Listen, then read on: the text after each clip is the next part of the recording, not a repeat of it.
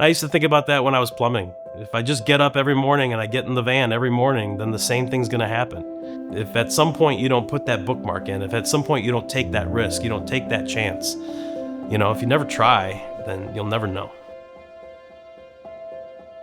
When coffee came around, it was really pretty interesting because there was so much more to learn than I thought.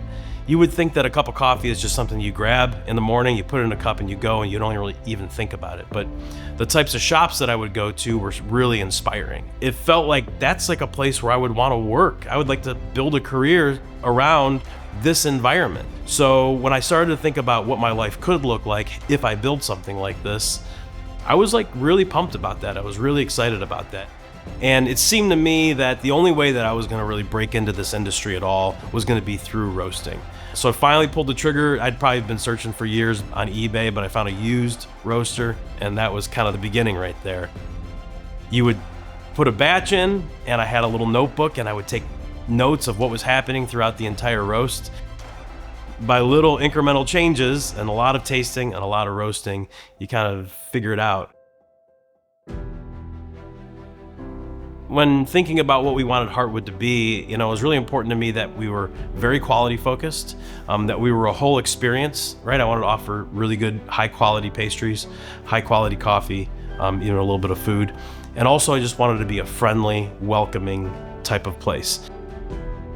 We learned about the space that we're sitting in right now, and it was an existing coffee shop, and the operator wanted to get out. The moment when we signed the lease for the Hudson location was the moment at which there was no turning back. I feel like at Heartwood, we kind of have two main pillars. It's like coffee quality and then like customer service and their experience. I drink at least like 2 or 3 cups a day, but I try to keep it under control. When Nick came on, it was a pivotal moment in the company. Nick taking time to focus on roasting, to focus on our sourcing. There's so many things that he brought that were more than just roasting.